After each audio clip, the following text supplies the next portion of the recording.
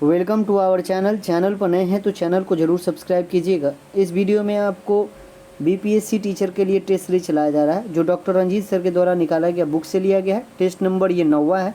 इसमें आपको 80 क्वेश्चन कराया जाएगा। जो बच्चा 65 के आसपास क्वेश्चन सही बना रहा है यानी उसकी तैयारी बहुत अच्छी है। चलिए अब टेस्ट को बनाते हैं। और जो भी लोग चैनल पर नए हैं चैनल पर जरूर सब्सक्राइब कर लीजिएगा।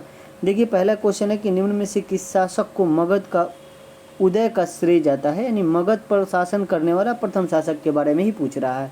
और याद रखिएगा ये आपको बिंबिसार को कहा जाता है। बिंबिसार जो था ये हर्यक वंश का शासक था। हर्यक वंश की स्थापना किया था और हर्यक वंश ही जो है वो मगध पर शासन करने वाला प्रथम शासक था, प्रथम वंश था। और मगध को जो राजधानी था वो राजगृह था, जिसे गृहवर्ज भी कहा जाता है। ठीक है, अगला क्वेश्चन हम लोग देखते हैं। अगला क्वेश्चन है कि बिहार की स्थापना कब किया गया था। तो बिहार की स्थापना का बात है तो याद रखिएगा 1912 में किया गया था। 22 मार्च 1912 को हुआ था। और इन दिनों बिहार को बंगाल प्रेसिडेंसी से अलग करके बनाया गया था। ठीक है, इसलिए हम लोग हर वर्ष जो है 22 मार्च को ही बिहार दिवस मनाया जाता है। ओके, अगला क्वेश्चन है कि बिहार के प्रथम मुख्यमंत्री कौन थे। देखो प्रथम मुख्यमंत्री का बात कर रहा है और उनका नाम था श्री कृष्ण सिंह। क्या नाम था बाबू? श्री कृष्ण सिंह इनका नाम था। तो राइट आंसर कौन सा हो जाएगा? राइट आंसर जो हो जाएगा ये ऑप्शन ए हो जाएगा। क्या हो जाएगा? Option A. अगला क्वेश्चन देखते हैं। अगला क्वेश्चन है कि मानव के दुखों के अंत के लिए अष्टांगिक मार्ग का प्रतिपादन किसने किया था। तो अष्टांगिक मार्ग कौन दिया था, यानी मानव के दुखों का अंत करने के लिए अष्टांगिक मार्ग बताए थे। और अष्टांगिक मार्ग जो बताए थे वो गौतम बुद्ध बताए थे। तो इसका राइट आंसर ऑप्शन बी। तो राइट आंसर क्या होगा? ऑप्शन बी हो जाएगा। गौतम बुद्ध जो थे, जो मानव को दुख हो रहा है तो उनके लिए अष्टांगिक मार्ग का प्रतिपादन किए थे। तो राइट आंसर ऑप्शन बी होगा। ठीक है, अगला क्वेश्चन देखते हैं कि चेदी वंश का प्रसिद्ध शासक राजा खारवेल किस क्षेत्र से थे। तो राजा खारवेल किस वंश से थे बाबू? तो चेदी वंश से थे। बोला किस क्षेत्र से थे ये पूछ रहा है। तो याद रखिएगा चेदी वंश जो था ये कलिंग में था। खारवेल, तो राइट आंसर कौन सा होगा? राइट आंसर जो होगा वो ऑप्शन बी होगा। खारवेल के हाथी गुफा जो अभिलेख है, गुफा वो प्रारंभिक जैन अवशेष यहीं से मिले थे। ठीक है, अगला क्वेश्चन है कि अकबर किसको अपना दरबारी कवि नियुक्त किया था। दरबारी कवि का बात कर रहा है और जो है इस किसको नियुक्त किया था अकबर? तो याद रखिएगा तानसेन को। कौन था? तानसेन जो था वो अकबर का दरबारी कवि था। तो राइट आंसर ऑप्शन बी होगा। ठीक है, अकबर ने 9 महारत्नों को शामिल किया था, 9 रत्न। अगला क्वेश्चन देखते हैं। अगला क्वेश्चन है कि अकबर 1556 से 1605 तक किस वंश का शासक था। किस वंश का शासक था? देखिए इतना आसान क्वेश्चन तो नहीं है पूछेगा, मुगल वंश का था। ठीक है, तो राइट आंसर जो हो जाएगा वो ऑप्शन सी हो जाएगा। अकबर का जन्म पूछेगा तो 1542 में हुआ था, शासक 1556 में बना था। ठीक है, अगला क्वेश्चन हम लोग देखते हैं। और ये 1556 में ही आपको पानीपत का द्वितीय युद्ध हुआ था। उसी समय पानीपत का दूसरे युद्ध में हेमू जो विक्रमादित्य का उपाधि धारण किया था उसी को हराया था। ठीक, अगला क्वेश्चन देखते हैं कि बिहार में कांग्रेस का प्रथम अधिवेशन कहाँ रखा गया था। कांग्रेस का हर साल अधिवेशन होता था और बिहार में प्रथम जो अधिवेशन हुआ था वो पटना के बांकीपुर में 1912 में किया गया था। इसकी अध्यक्षता बोलेगा तो RN मधोलकर उनका नाम था, रंगनाथ नरसिंह मधोलकर उनका नाम था और वही किए थे अध्यक्षता। तो याद रखिएगा ये क्वेश्चन पूछता है बीपीएससी। अगला क्वेश्चन देखते हैं कि जयप्रकाश नारायण को कौन सी उपाधि दिया गया था। तो जयप्रकाश नारायण को जो उपाधि दिया गया था वो कौन सा उपाधि था ये क्वेश्चन पूछ रहा है। और जयप्रकाश नारायण को बाबू लोक नायक के नाम से जाना जाता है। तो लोक नायक के नाम से जयप्रकाश नारायण को जाना जाता है। ये क्वेश्चन 66वीं बीपीएससी में भी पूछा हुआ है। ठीक है, अगला क्वेश्चन देखते हैं कि किस अधिनियम के बारे में जवाहरलाल नेहरू ने कहा था कि हमें एक ऐसी कार दी गई है जिसमें सब ब्रेक थे किंतु इंजन नहीं था। यानी जो सरकार, जो अंग्रेज सरकार थी वो अधिनियम बनाती थी।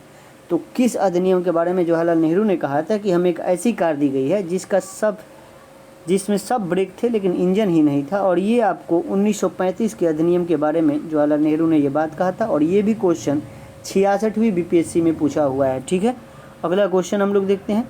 तो इसका राइट आंसर ऑप्शन डी होगा, 1935 का अधिनियम। ठीक है, अगला क्वेश्चन जो है कि निम्नलिखित में से किस क्रांतिकारी को ब्रिटिश द्वारा फांसी की सज़ा दिया गया था। फांसी की सज़ा किनको दिया गया था ये बात कर रहा है। तो याद रखिएगा किनको दिया गया था बाबू?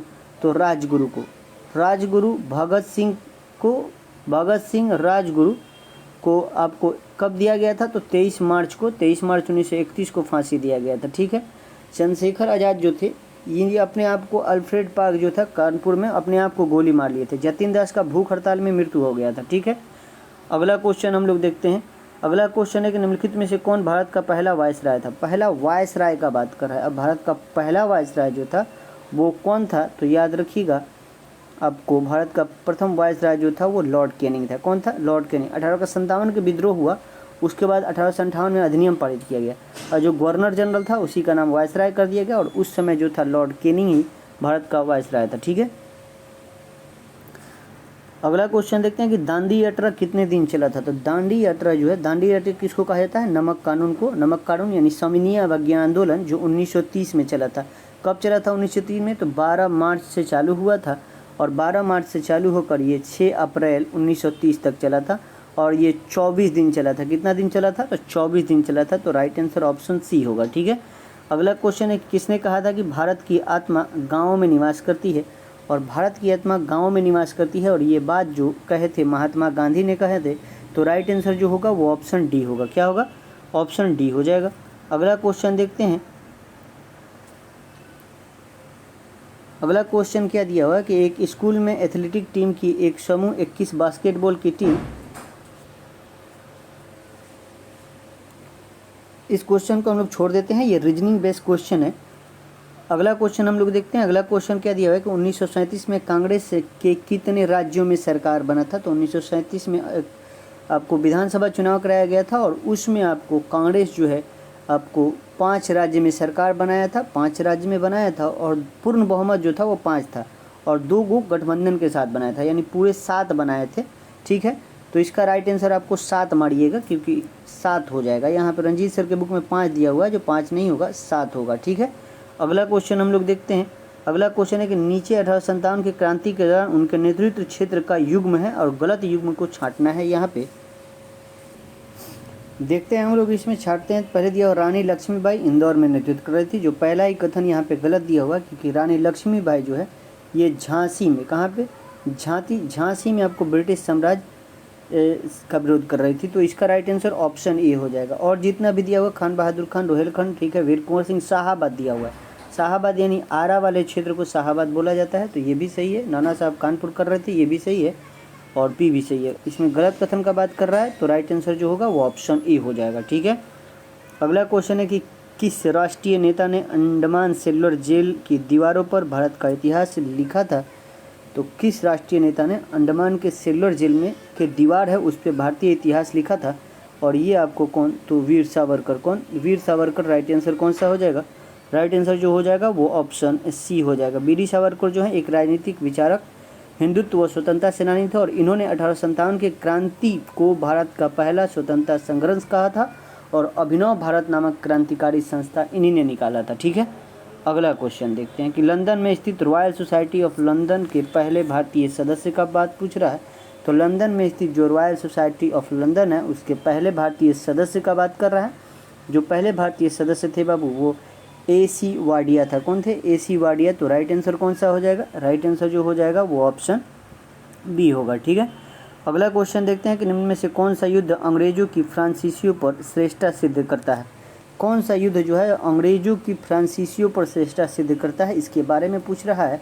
और याद रखिएगा वांडीवास का युद्ध जो हुआ था 1760 में, इसमें फ्रांसीसी की हार हुआ था और अंग्रेज की जीत हुआ था और यहीं पे फ्रांसीसी ख़त्म हो चुके थे लगभग। ठीक है, भारत थे। तो राइट आंसर इसका ऑप्शन ही होगा। ठीक है, अगला क्वेश्चन है कि मेरियाना खाई कहाँ स्थित है। तो मेरियाना गर्त के बारे में पूछ रहा है, कहाँ है। तो मेरियाना गर्त कहाँ है बाबू? तो ये प्रशांत महासागर में है। तो right answer option E B होगा। अगला क्वेश्चन है कि निम्न में से कौन सी महासागरीय धारा अटलांटिक महासागर में नहीं पाई जाती है। अटलांटिक महासागर में कौन सा महासागरीय धारा नहीं पाई जाती है, यहाँ पे जो दिया हुआ है इसके बारे में बोल रहा है। और इसमें से जो पेरू धारा है ये अटलांटिक महासागर में नहीं पाई जाती है, नहीं तो गल्फ स्ट्रीम ब्राज़ील की धारा और कनाडी धारा ये जो है अटलांटिक महासागर की है। पेरू जो है ये प्रशांत महासागर की धारा है। तो राइट आंसर ऑप्शन सी होगा। अगला क्वेश्चन है कि समुद्र में बहिर्विष्ट भूमि कहलाती है। तो समुद्र में जो बहिर्विष्ट भूमि है उसको क्या कहा जाता है? तो उसको बाबू प्रायद्वीप कहा जाता है। क्या कहा जाता है? प्रायद्वीप। राइट आंसर जो हो जाएगा ऑप्शन बी हो जाएगा। प्रायद्वीप किसको कहा जाता है? जैसे भारत का ये दक्षिण भारत है तो तीनों तरफ से समुद्र से घिरे हुए क्षेत्र को प्रायद्वीप कहा जाता है। ठीक है, तो प्रायद्वीप भारत, इसीलिए हम लोग दक्षिण बिहार को बोलते हैं। अगला क्वेश्चन हम लोग देखते हैं कि कौन सा देश sugar bowl of the world के रूप में जाना जाता है। तो ये किसको जाना जाता है बाबू? तो ये आपको ब्राज़ील को जाना जाता है। किसको? ब्राज़ील को। चीनी का कटोरा उसको कहा जाता है। तो राइट आंसर जो होगा वो ऑप्शन सी होगा। अगला क्वेश्चन जो दिया हुआ है यहाँ पे, एक घड़ी दोपहर 12 बजे चलना शुरू करता है, और ये भी क्वेश्चन छोड़ देते हैं हम लोग। यहाँ पे आपको बताना है कितना डिग्री पर घूम रहा है, छोड़िए इसको। अगला क्वेश्चन 26 नंबर की 82 डिग्री पूर्वी देशांतर भारत के लिए इतिहास महत्वपूर्ण है, क्यों? क्यों महत्वपूर्ण है बाबू? तो याद रखिएगा, यह भारतीय मानक समय का निर्धारण करता है। ठीक है, तो राइट आंसर ऑप्शन ए ही हो जाएगा। ठीक है, अगला क्वेश्चन है कि निम्नलिखित जिलों का कौन सा भारत के अंतर्राष्ट्रीय सीमा पर स्थित है? क्या बोल रहा है कि निम्नलिखित जिलों में कौन सा भारत के अंतर्राष्ट्रीय सीमा पर स्थित जिला है, ये बात पूछ रहा है।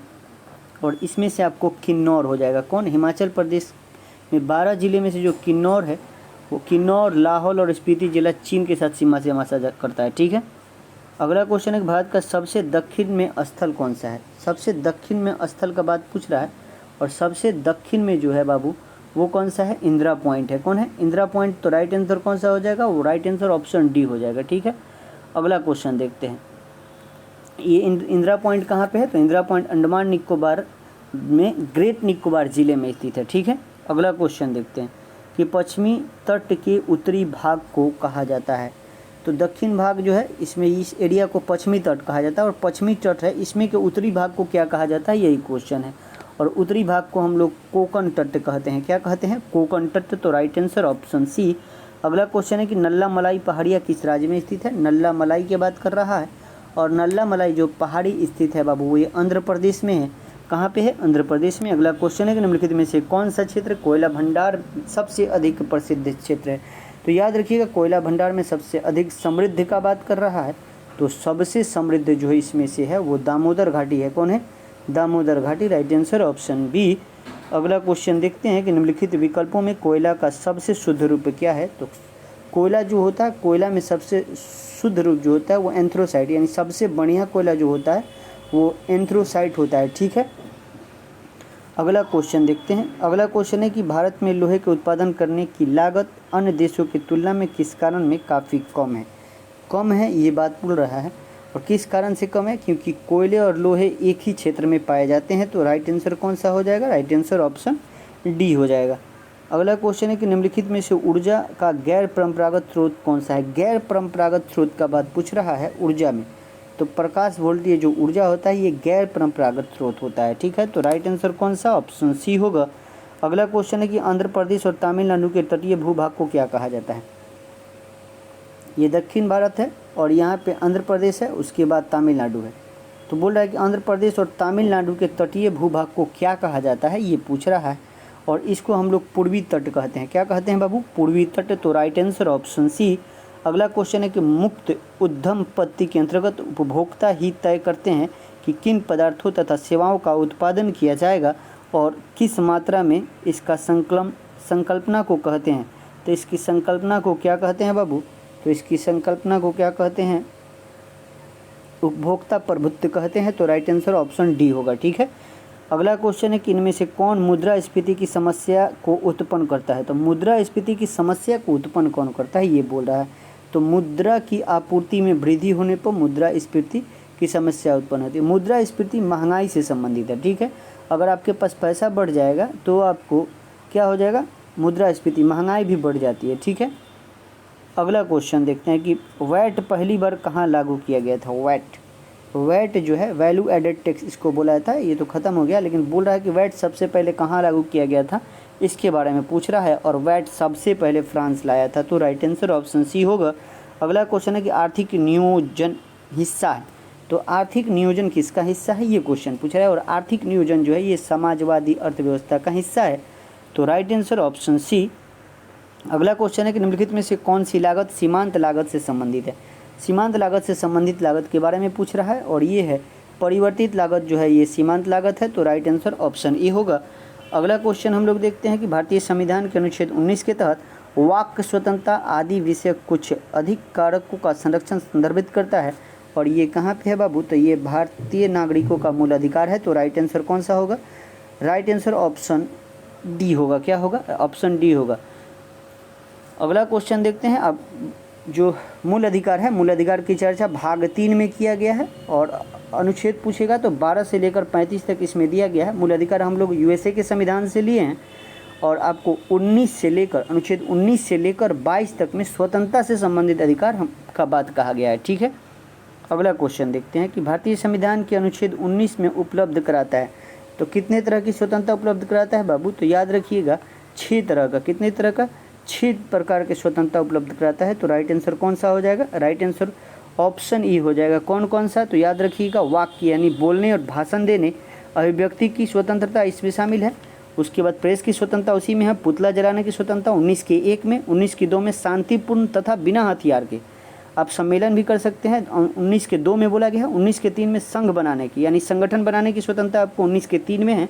19 के 4 में भारतीय राज्य क्षेत्र के आबाद संरक्षण की स्वतंत्रता यानी आप भारत के किसी राज्य में घूम सकते हैं। 19 के 4 में, 19 का 5 में भारत के किसी भाग में निवास भी कर सकते हैं और 19 के 6 में कोई वृत्तीय व्यापार करने की स्वतंत्रता 19 के 6 में दिया गया है। ठीक है, पहले आपको उपलब्धता 7 गो था यानी 7 मूल अधिकार आपको था, लेकिन क्या हुआ कि जो संपत्ति का अधिकार है उसको मूल अधिकार से हटाकर आपको कानूनी अधिकार बना दिया गया 44वां संविधान संशोधन के तहत और 300 के क में इसको जोड़ दिया गया आर्टिकल। ठीक है, अगला क्वेश्चन देखते हैं कि डैश का अर्थ है भारत का राष्ट्रपति किसी भी सार्वजनिक महत्व के मामले में संबंधित वह मुद्दा जिसमें संविधान की व्याख्या निहित होता है के लिए सर्वोच्च न्यायालय से सलाह ले सकता है। ये क्या है? तो याद रखिएगा ये क्या है बाबू? तो ये एक सलाहकारीय न्याय क्षेत्र है।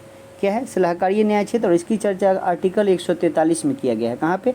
आर्टिकल 143 में। ठीक है, अगला क्वेश्चन हम लोग देखते हैं। अगला क्वेश्चन है कि अंडमान और निकोबार द्वीप समूह क्षेत्र का उच्च न्यायालय किस राज्य के अंतर्गत आता है? बहुत अच्छा क्वेश्चन है। अंडमान निकोबार जो द्वीप समूह है उसका जो उच्च न्यायालय है वो किस राज्य क्षेत्र के अंतर्गत आता है? ये क्वेश्चन पूछ रहा है। और याद रखिएगा ये जो पश्चिम बंगाल है कोलकाता और उसी के अंदर आता है। तो राइट आंसर ऑप्शन बी होगा। ठीक है, अगला क्वेश्चन है कि सर्वोच्च न्यायालय द्वारा संविधान का मूल ढांचा का सिद्धांत निम्नलिखित में से किस मामले में घोषित किया गया? सर्वोच्च न्यायालय ने जो है जो संविधान का जो मूल ढांचा दिया था वो केशवानंद भारती मामला में दिया था। इसीलिए आज तक जो है वो 395 ही अनुच्छेद है और इसमें ABC करके जोड़ा गया है। ठीक है, तो राइट आंसर जो होगा वो ऑप्शन बी होगा। ठीक है, अगला क्वेश्चन है कि शिक्षा का अधिकार अधिनियम कब लागू किया गया? तो शिक्षा का अधिकार अधिनियम लागू कब किया गया ये क्वेश्चन पूछ रहा है।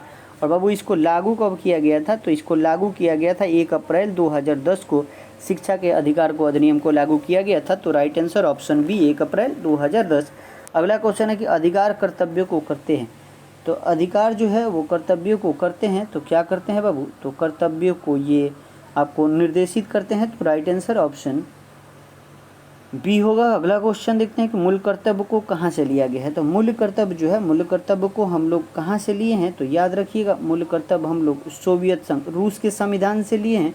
मूल कर्तव्य वर्तमान में 11 है। इसकी चर्चा भाग बोलेगा तो भाग 4 के क में किया गया है। अनुच्छेद बोलेगा तो अनुच्छेद 51 के क में मूल कर्तव्य की चर्चा है जो सरदार स्वर्ण सिंह समिति के सिफारिश पर जोड़ा गया था 42वां संविधान संशोधन 1976 के तहत। ठीक है, अगला क्वेश्चन देखते हैं कि निम्नलिखित में से किस वर्ष आतंकवाद रोकथाम अधिनियम पोटा अधिनियम पारित हुआ था? तो पोटा अधिनियम कब आया था बाबू?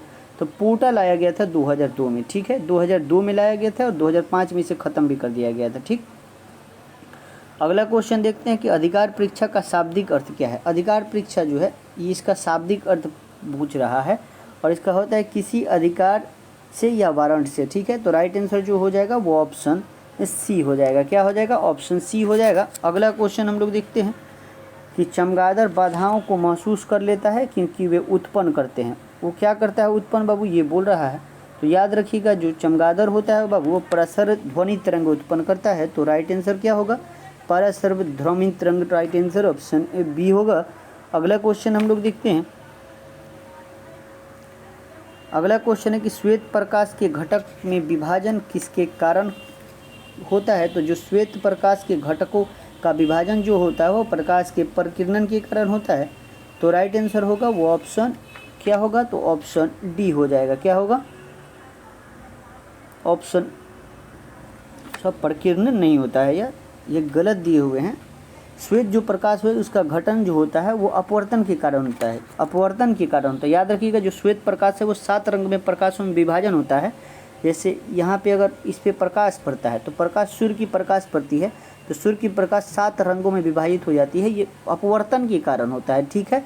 जैसे यहाँ पे आपको नीला हो जाएगा, उसके बाद ब्लू हो जाएगा, उस तरह उसके बाद क्या हो जाएगा, उसके बाद हरा हो जाएगा, उसके बाद पीला हो जाएगा, उसके बाद नारंगी, उसके बाद लाल हो जाएगा, ठीक है। तो अपवर्तन के कारण, न कि प्रकीर्णन के कारण। तो इसका राइट आंसर ऑप्शन बी होगा, ठीक है, बी मारिएगा।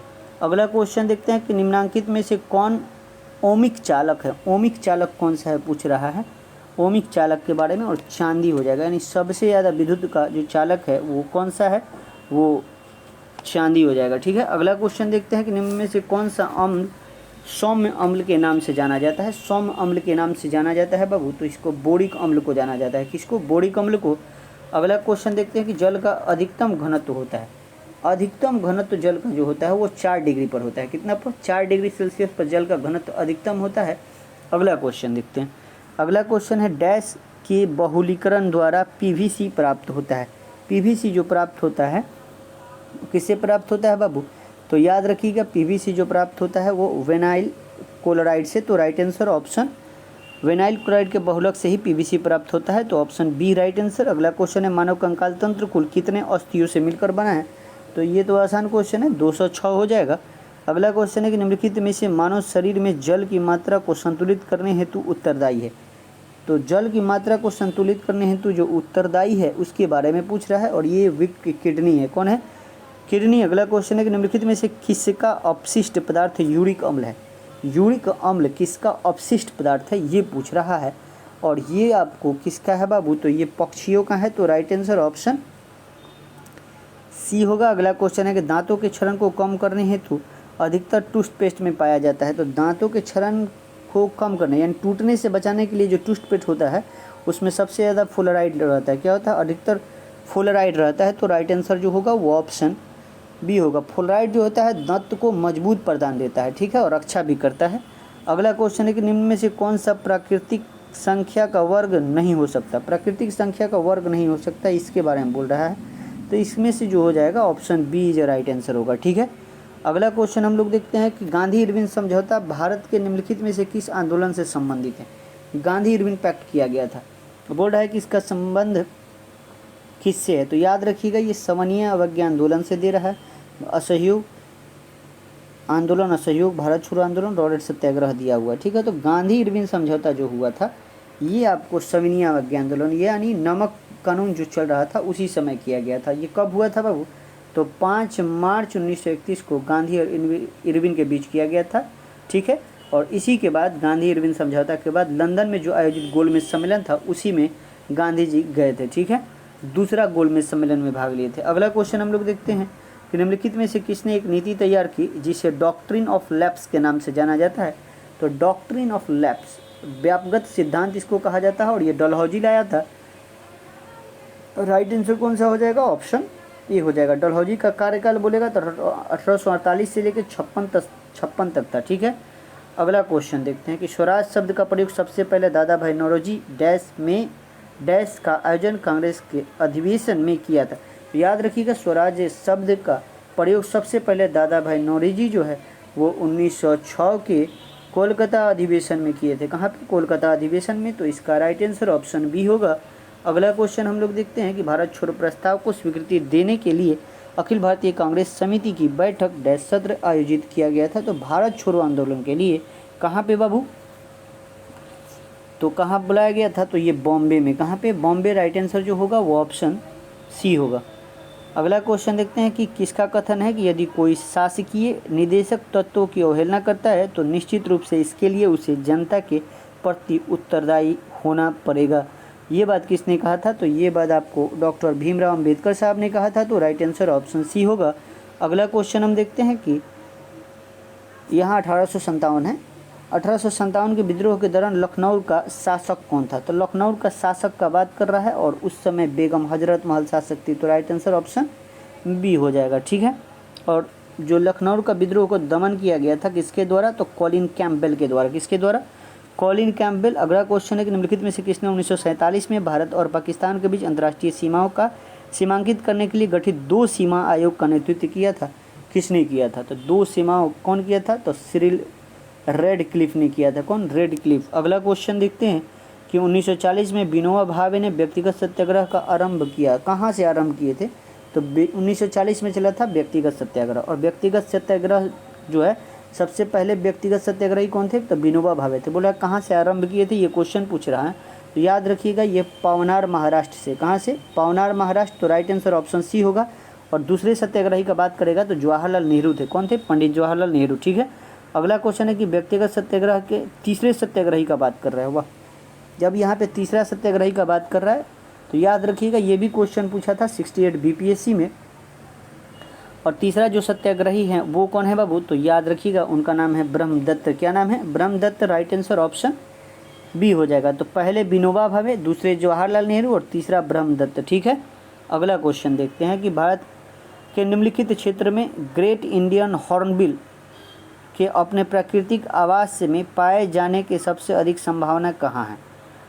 तो याद रखिएगा ये कहाँ है आपको? तो पश्चिमी घाट में है। कहाँ पे है? पश्चिमी घाट। अगला क्वेश्चन देखते हैं कि यदि आप घड़ियाल को उनके प्राकृतिक आवास में देखना चाहते हैं तो निम्नलिखित में से किस स्थान पर जाना सबसे सही है? ये बात बोल रहा है और ये आपको चंबल नदी हो जाएगा। तो राइट आंसर ऑप्शन बी। अगला क्वेश्चन है कि एम स्ट्रिप्स शब्द कभी कभी समाचारों में किस संदर्भ में देखा जाता है? तो ये आपको किस संदर्भ में देखा जाता है बाबू?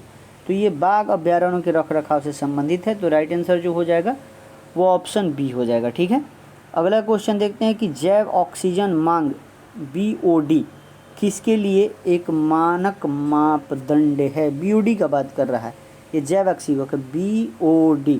और BOD जो है ये किससे संबंधित है ये बोल रहा है। याद रखिएगा जलीय पारिस्थितिकी तंत्र में प्रदूषण को मापने के लिए BOD होता है। ठीक है। अगला क्वेश्चन देखते हैं कि निम्नलिखित राज्यों में से किस एक में पाखुई वन्यजीव अभ्यारण्य अवस्थित है? तो पाखुई वन्यजीव अभ्यारण्य कहाँ है? तो ये आपको अरुणाचल प्रदेश में है। तो राइट आंसर ऑप्शन ई होगा। अगला दिया है कि विक्रमशिला गंगटो डॉल्फिन अभ्यारण्य बिहार के किस जिला में है? तो विक्रमशिला गंगटेक जो है ये भागलपुर में है। कहाँ पे है? भागलपुर में है।